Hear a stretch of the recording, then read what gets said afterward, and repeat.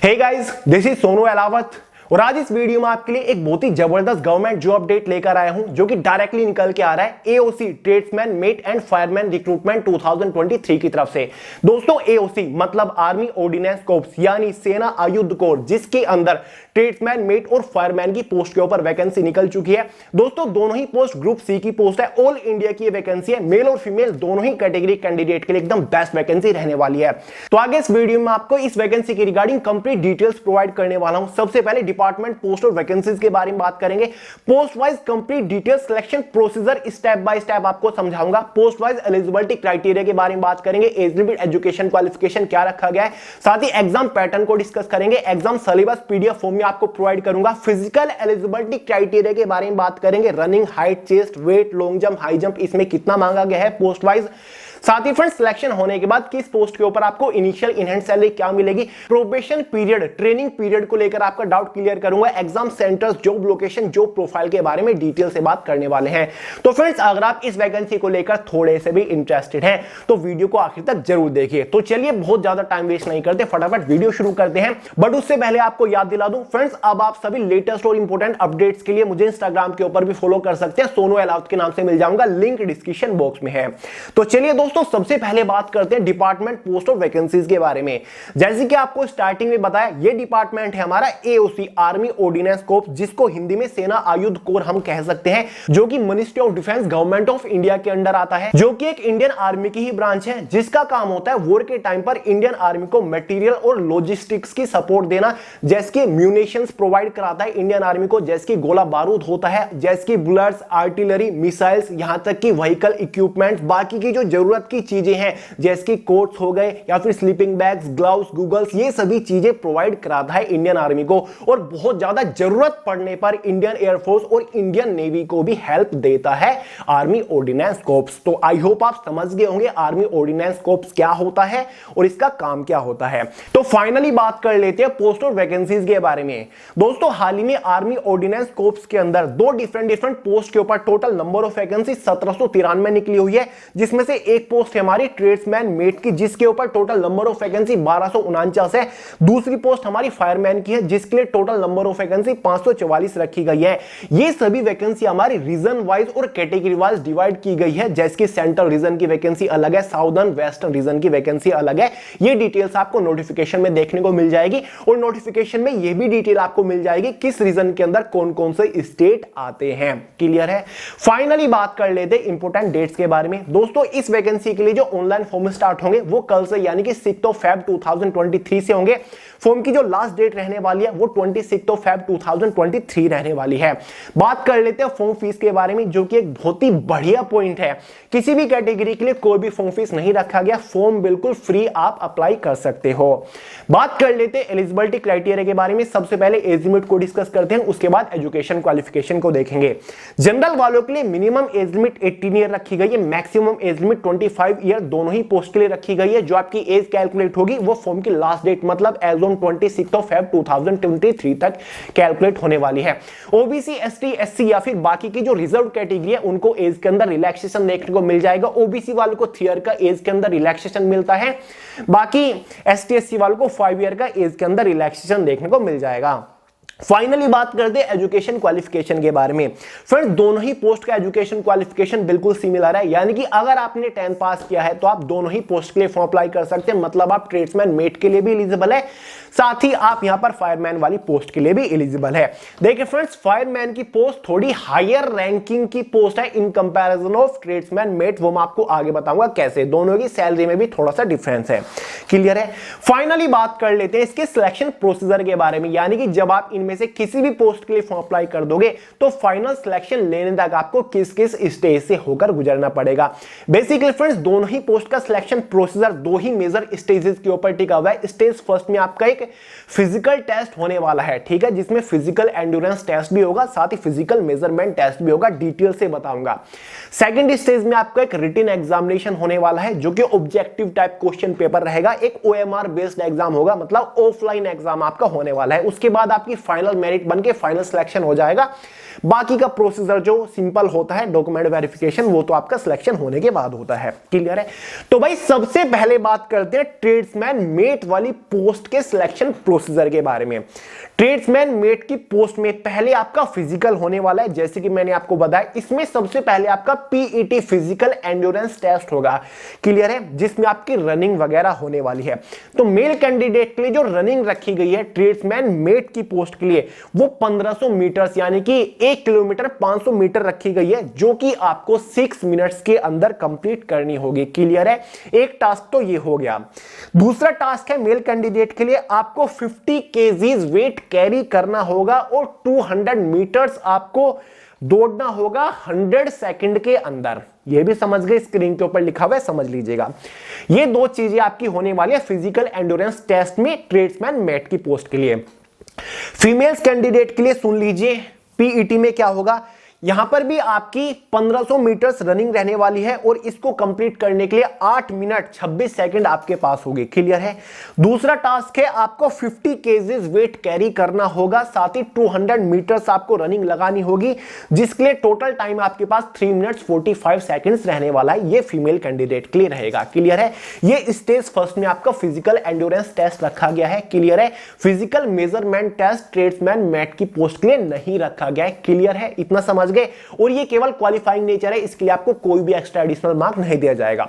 वहीं पर जो हमारी फायरमैन की पोस्ट है, उसमें पहले आपका पीएमटी फिजिकल मेजरमेंट टेस्ट होगा, क्लियर है। उसके बाद फिजिकल एंड्योरेंस टेस्ट होगा। जैसे कि मैंने आपको बताया फायरमैन की पोस्ट थोड़ी सी हायर पोस्ट है, इसलिए इसमें एलिजिबिलिटी क्राइटेरिया भी थोड़ा सा पेचीदा मांगा गया है। फायरमैन की पोस्ट के लिए जो हाइट रखी गई है मेल कैंडिडेट के लिए, ओबीसी, एससी और ईडब्ल्यूएस और जनरल कैटेगरी के लिए, वो 165 मीटर्स रखी गई, 165 सेंटीमीटर, सॉरी 165 सेंटीमीटर रखी गई है, क्लियर है। एसटी कैटेगरी वालों को 2.5 सेंटीमीटर का रिलैक्सेशन है हाइट में। मेल कैंडिडेट के लिए जो चेस्ट रखी गई है फायरमैन की पोस्ट के लिए, वो 81.5 सेंटीमीटर रखी गई है विदाउट एक्सपेंशन। और एक्सपेंशन के बाद, फुलाव देने के बाद चेस्ट में आपकी चेस्ट होनी चाहिए मिनिमम 85 सेंटीमीटर। वहीं पर वेट भी आपका मेजर होगा, जो कि मिनिमम 50 केजीज वेट होना चाहिए। तो फ्रेंड्स, अगर आप फायरमैन की पोस्ट के ऊपर सिलेक्शन लेना चाहते हैं तो आपका वेट कम से कम 50 केजीज तो होना ही चाहिए। वहीं पर फायरमैन की पोस्ट में फीमेल कैंडिडेट के लिए कोई भी पीएसटी यानी कि फिजिकल स्टैंडर्ड या फिर पीएमटी फिजिकल मेजरमेंट टेस्ट नहीं रखा गया है। बात कर लेते हैं फायरमैन की पोस्ट के लिए पीईटी फिजिकल एंड्योरेंस टेस्ट के बारे में, जिसमें मेल कैंडिडेट के लिए जो रनिंग रखी गई है वो 1600 मीटर्स की रनिंग है, जो कि आपको 6 मिनट्स के अंदर कंप्लीट करनी होगी। वहीं पर फीमेल कैंडिडेट के लिए फायरमैन की पोस्ट के लिए रनिंग 1600 मीटर रखी गई है, जो कि आपको 8 मिनट 26 सेकंड के अंदर कवर करनी होगी। एक और टास्क यहां पर मेल कैंडिडेट के लिए रखा गया है, जो कि आपको 63.5 केजीज वेट कैरी करना होगा और 183 मीटर्स दौड़ना होगा और 96 सेकंड में आपको ये कंप्लीट करना होगा। वहीं पर मेल कैंडिडेट के लिए एक और टास्क इसमें रखा गया है, 2.7 मीटर्स का एक डिच होगा, यानी कि एक वाइड गड्ढा होने वाला है, जिसके ऊपर आपको लॉन्ग जंप लगाना है, ठीक है, दोनों पैरों से आपको लैंडिंग करनी है। एक और इसमें चौथा आपका टास्क रखा गया है, जिसमें आपको 3 मीटर्स वर्टिकली ऐसे एक रोप क्लाइंब करनी होगी, यानी कि एक रस्सी के ऊपर आपको चढ़ना होगा अपने हाथों और पैरों की हेल्प से, क्लियर है। और दोस्तों, पूरा फिजिकल आपका क्वालिफाइंग नेचर है, इसके लिए कोई भी एक्स्ट्रा एडिशनल मार्क नहीं दिए जाएंगे। जैसे आप फिजिकल टेस्ट को क्वालिफाई कर लेते हो, उसके बाद आपको स्टेज सेकंड मतलब एग्जामिनेशन के लिए बुलाया जाएगा। एग्जाम आपको ओएमआर बेस्ड मतलब ऑफलाइन रहने वाला है और ऑब्जेक्टिव टाइप आपका क्वेश्चन पेपर रहेगा। दोस्तों, इसका एग्जाम टोटल 4 सेक्शंस के अंदर डिवाइडेड है, मतलब 4 डिफरेंट सब्जेक्ट से एग्जाम में क्वेश्चन पूछे जाएंगे, जिसमें से फर्स्ट सेक्शन हमारा जनरल इंटेलिजेंस एंड रीजनिंग रहेगा, जिससे टोटल 50 क्वेश्चन आएंगे। अब एक क्वेश्चन के लिए 1 मार्क दिया जाएगा, इसलिए ये सेक्शन आपका 50 ही मार्क्स का रहेगा। सेकंड सेक्शन न्यूमेरिकल एप्टीट्यूड का रहेगा, जिससे टोटल 25 क्वेश्चन आएंगे, 25 मार्क्स का ये सेक्शन रहेगा। थर्ड सेक्शन हमारा जनरल इंग्लिश का रहेगा, इससे टोटल 25 क्वेश्चन आएंगे 25 मार्क्स के अंदर ही। फोर्थ सेक्शन हमारा जनरल अवेयरनेस का रहेगा, इससे टोटल 50 क्वेश्चन आएंगे 50 मार्क्स के अंदर ही। समझ गए, मतलब जनरल इंटेलिजेंस और रीजनिंग और जनरल अवेयरनेस ये दोनों 50-50 मार्क्स के हैं, और न्यूमेरिकल एप्टीट्यूड और जनरल इंग्लिश ये दोनों 25-25 मार्क्स के हैं। इसी के बेसिस पर आपका एग्जाम टोटल 150 क्वेश्चंस का हो जाता है। एग्जाम की जो टोटल मार्किंग हो गई वो भी 150 मार्क्स हो गई। 2 आवर क्वेश्चन पेपर की टाइम ड्यूरेशन रहने वाली है, और हाँ, एग्जाम में 0.25 की नेगेटिव मार्किंग भी रहेगी।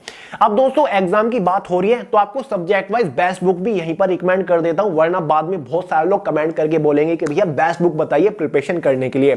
तो फ्रेंड्स इस एग्जाम के लिए जो सबसे बेस्ट बुक रहेगी सेल्फ स्टडी करने के लिए वो हमारी खुद की चारों सब्जेक्ट की करियर मैगजीन रहने वाली है। ये कोई बुक नहीं है, बहुत ही पतली पतली करियर मैगजीन है। ये हमारी बाइलैंग्वेज आती है और सबसे अच्छी बात है कि ये चारों ही सब्जेक्ट की अवेलेबल है। मतलब आपको न्यूमेरिकल एप्टीट्यूड की भी मिल जाएगी, रीजनिंग की भी आपको देखने को मिल जाएगी, जनरल इंग्लिश की भी है, साथ ही जनरल अवेयरनेस की भी है। मैक्सिमम क्वेश्चंस दे रखे हैं प्रैक्टिस करने के लिए और सभी क्वेश्चंस प्रीवियस ईयर के हैं, मतलब जो डिफरेंट एग्जाम्स में सबसे ज्यादा बार पूछे जा चुके हैं। हर क्वेश्चन का आपको सॉल्यूशन देखने को यहां पर मिल जाएगा। बहुत ही सिलेक्टेड, बहुत ही एग्जाम ओरिएंटेड क्वेश्चन कवर किया है। अगर आप अपने एग्जाम से पहले इन सभी करियर मैगजीन में दिए गए क्वेश्चंस के ऊपर कम से कम 2 बार प्रैक्टिस कर लेते हो तो क्वेश्चन इन करियर मैगजीन से बाहर नहीं बनेगा। चारों करियर मैगजीन को आप एक ही साथ एक ही कॉम्बो में परचेज कर सकते हो। लिंक आपको डिस्क्रिप्शन बॉक्स में मिल जाएगा। करियर मैगजीन फ्लिपकार्ट के ऊपर अवेलेबल है। क्लियर है? तो एक बार डिस्क्रिप्शन बॉक्स को चेकआउट कर लीजिए। बेस्ट बुक के बारे में तो हमने बात कर ली, साथ ही एग्जाम सिलेबस के बारे में बात कर लेते हैं। तो फ्रेंड्स इस एग्जाम का complete detail syllabus subject wise topic wise PDF form में मैंने way to success official Telegram channel के अंदर प्रोवाइड करा दिया है। लिंक आपको नीचे डिस्क्रिप्शन बॉक्स में देखने को मिल जाएगा, जहां से आप इजीली पीडीएफ फॉर्म में डाउनलोड करके सिलेबस को अच्छे से समझ सकते हैं। तो एक बार डिस्क्रिप्शन बॉक्स अगेन चेक कर लीजिएगा। अब एग्जाम की बात हो रही है तो क्यों ना एग्जाम सेंटर को भी यहीं पर डिस्कस कर ले। देखिए दोस्तों एग्जाम सेंटर का कोई बड़ा इशू नहीं है। जब आप इसको ऑनलाइन फॉर्म अप्लाई कर रहे होंगे तो आपके पास एक ऑप्शन रहेगा जहां पर आप अपनी चॉइस के किन्हीं 5 एग्जाम सेंटर्स को प्रेफरेंस दे सकते हो। मतलब आपको अपनी चॉइस के अकॉर्डिंग अपने आसपास अपने होम स्टेट में एग्जाम सेंटर देखने को मिल जाएगा। तो भाई ये इसमें पूरा फंडा चलेगा। अब फाइनली बात कर लेते हैं फाइनल सिलेक्शन की, कि फाइनल सिलेक्शन किस बेसिस पर होगा।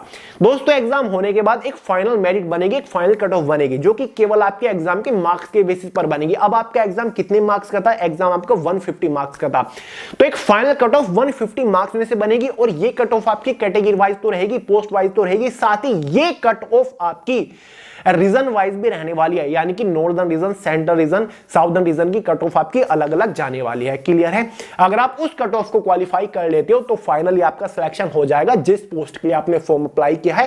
ट्रेड्समैन, मेट या फिर फायरमैन की पोस्ट के ऊपर आपका सिलेक्शन हो जाएगा। तो एक इजी सा सिंपल सा इसका सिलेक्शन प्रोसीजर रखा गया है। अब एक बार बात कर लेते हैं सिलेक्शन होने के बाद इन दोनों पोस्ट के ऊपर आपको इनिशियल इनहैंड सैलरी क्या मिलेगी। देखिए दोस्तों जो ट्रेड्समैन मेट की पोस्ट है, इस पोस्ट के ऊपर आपकी initial in hand salary just after selection 30,000 के आसपास रहेगी with all and extra allowances. इसी पोस्ट के ऊपर आपकी फाइनल सैलरी 68,000 हो जाएगी with all and extra allowances, क्योंकि आप काम करते रहोगे। हर साल आपको अपनी सैलरी में एक अच्छा खासा इंक्रीमेंट देखने को मिलता रहेगा। जो सैलरी आपको नोटिफिकेशन में लिखी दिखाई दे रही होगी वो बेसिक सैलरी है। उस सैलरी में आपके कुछ एक्स्ट्रा एडिशनल अलाउंसेस भी लगते हैं और आई होप आपको अलाउंसेस कैलकुलेट करने आते होंगे। तो अलाउंसेस जोड़ने के बाद मैंने आपको ये सैलरी बताई है। फायरमैन की पोस्ट थोड़ी सी हायर लेवल की पोस्ट है। इस पोस्ट के ऊपर आपकी इनिशियल इनहैंड सैलरी 32,000 रहने वाली है with all and extra allowances. Final salary fireman की पोस्ट के ऊपर 75,000 आपकी हो जाएगी। बात करें जॉब लोकेशन के बारे में, तो भाई जॉब लोकेशन बहुत बढ़िया चीज है यार। पोस्टिंग लोकेशन आपको अपनी चॉइस के अकॉर्डिंग मिल जाएगी। जब आपका इसमें फाइनल सिलेक्शन हो जाएगा तो आपसे प्रेफरेंस मांगी जाएगी, जहां पर आप अपने अकॉर्डिंग जॉब लोकेशन दे सकते हो। यानी कि जहां जहां पर एओसी के सेंटर्स हैं वहां वहां आप अपनी जॉब लोकेशन सेट कर सकते हैं, प्रेफरेंस दे सकते हैं कि मेरी फर्स्ट जॉब लोकेशन की प्रेफरेंस ये है, सेकंड ये चाहिए, थर्ड ये स्टेट चाहिए, ये सिटी चाहिए। तो उसके अकॉर्डिंग आपको आपकी जॉब लोकेशन दी जाती है। तो भाई जॉब लोकेशन को कोई बड़ा इशू नहीं है। बात करते हैं प्रोबेशन पीरियड के बारे में। इसके नोटिफिकेशन में क्लियरली मेंशन है कि सिलेक्शन होने के बाद 2 ईयर के लिए आपको प्रोबेशन पीरियड पर रखा जाएगा, मतलब आपकी ट्रेनिंग चलने वाली है। लेकिन यह भी क्लियरली मेंशन है नोटिफिकेशन में, जैसे 2 ईयर यानी कि आपका प्रोबेशन पीरियड होता है उसके बाद आपकी परफॉर्मेंस के बेसिस पर आपको परमानेंटली ट्रांसफर कर दिया जाएगा। यानी कि आप एओसी के अंदर सर्व करने के लिए फुल्ली रेडी रहोगे। लेकिन जब आपका प्रोबेशन पीरियड चल रहा होगा उसमें आपको प्रॉपर सैलरी वगैरह देखने को मिलने वाली है, सब कुछ नहीं। तो कुल मिला के ये कह सकते हैं कि 2 ईयर का इसमें एक ट्रेनिंग पीरियड रहने वाला है जहां पर आप ट्रेनिंग कर रहे होंगे एओसी के साथ। क्लियर है? अब बात कर लेते हैं जॉब प्रोफाइल के बारे में। भाई जॉब प्रोफाइल एक पोस्ट इसमें हमारी फायरमैन की पोस्ट है। फायरमैन का काम आपको पता ही होगा। एओसी का मैंने आपको काम बता दिया, गोला बारूद प्रोवाइड करते हैं इंडियन आर्मी को, गोला बारूद की टेस्टिंग करते हैं, गोला बारूद बनाते भी हैं। तो भाई ऑब्वियसली फायरमैन का काम क्या होता है, आग बुझाने का काम होता है, तो वही काम यहां पर भी आपको करना पड़ेगा। साथ ही ट्रेड्समैन मेट क्या है, मेट का आपको पता ही होगा, जैसे कि क्लासमेट बोल देते हैं आपको कोई साथी होता, तो मेट का मतलब वही है। तो यहां पर आप एज अ असिस्टेंट के तौर पर ज्वाइन करोगे, यानी कि जो ऑलरेडी वहां पर काम कर रहे हैं या फिर ट्रेड्समैन है या फिर कोई भी जो है उसके साथ आप एज अ असिस्ट करोगे, यानी कि उसको असिस्ट करोगे, एज अ असिस्टेंट के तौर पर आप काम करने वाले हो। कोई काम आपका यहां पर फिक्स नहीं है कि एग्जैक्टली आपको यही काम करना है, वहां पर आपको एज अ असिस्टेंट के तौर पर लगाया जाएगा एओसी के अंदर। क्लियर है? तो भाई जो ऑफिसर्स है या फिर जो भी वहां पर काम कर रहे हैं, बड़े काम कर रहे हैं, इंजीनियर वगैरह कुछ भी हो सकता है, उनके साथ आप एज अ असिस्टेंट के तौर पर जोड़ दिए जाओगे, यानी कि आप उसके मेट बन जाओगे। क्लियर है? जो कि जैसे क्लासमेट होता है ना, ठीक है, इस तरीके से क्लासमेट कॉलेजमेट होता है, तो ऐसे ही ट्रेड्समैन मेट है ये। तो ये आपका काम रहने वाला है। तो ये जॉब प्रोफाइल है। बाकी दोस्तों इस वीडियो में इतना ही था। आई होप सारे डाउट आपके क्लियर हो गए होंगे, लेकिन अगर फिर भी कोई डाउट रह गया कमेंट करके पूछ सकते हैं, वरना मैं आपको सोनू हेलावत के नाम से इंस्टाग्राम के ऊपर मिल जाऊंगा। बाकी जितने भी डाउट्स आपके इकट्ठे होते हैं मैं नेक्स्ट वीडियो बना दूंगा जहां पर आपके सभी डाउट एकदम डिटेल से क्लियर कर रहा हूंगा।